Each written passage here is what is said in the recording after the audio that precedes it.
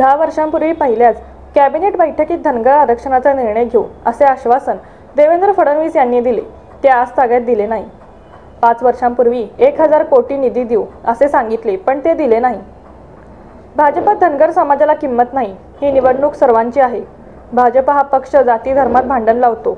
माळी, धनगर, वंजारी हा माधव पॅटर्न केवळ सत्ता हस्तगत करण्यासाठी वापरतो. लाडकी बहीण 2.5 वर्षांपूर्वी नव्हती का? आत्ताच ती लाडकी झाली. हा सगळा इलेक्शन जुमला आहे. पृथ्वीराज बाबा पाटील यांच्या खांद्यावर घोंगडं आणि हातात काठी दिली याचा अर्थ धनगर समाज शब्दाला पक्का असतो, विश्वास ठेवतो.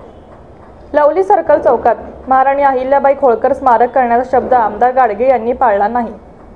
पृथ्वीराज बाबा, आता तुम्ही ते पूर्ण करा. धनगर आरक्षणासाठी विधिमंडळात आवाज उठवा.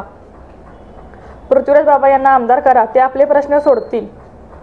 आपली फसवणूक केलेल्या भाजपला आणि अपक्षाला मतदान करू नका.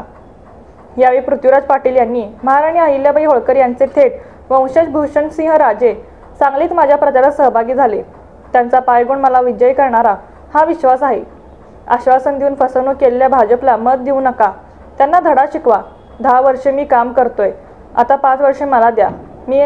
मी आपल्या आरक्षण प्रश्नावर विधिमंडळात आवाज उठवणार आणि लवली सर्कल चौकात अहिल्याबाई होळकर स्मारक करण्यासाठी कटिबद्ध आहे असे सांगून हात चिन्हासमोरील बटन दाबून भरघोस मताने निवडून देण्याचे आवाहन केले. यावेळी डॉक्टर नामदेव कस्तुरे, अजित दुधाळ, अण्णा महाराज व प्राचार्य ND बिरनाळे यांनी पृथ्वीराज बाबांना प्रचंड मतांनी विजयी करा असे आवाहन केले. प्रारंभी अहिल्याबाई होळकर यांच्या पुतळ्यास पुष्पहार घालून अभिवादन करण्यात आले. स्वागत सागर वनमाने व आभार दादा शिंदे यांनी मानले.